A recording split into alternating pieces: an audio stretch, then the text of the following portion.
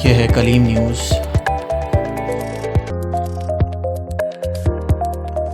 सक्खर से नुमाइंदा कलीम ज़ियाउर रहमान की रिपोर्ट। सक्खर में यौम सकाफत सिंध जोशो खरोश से मनाया गया।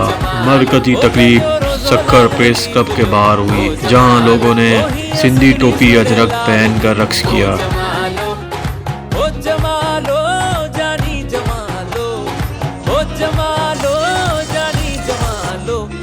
खटी आयो खैर सा ओ जमालो जंजी सित समूरी सुहा ओ जमालो वाह वाह।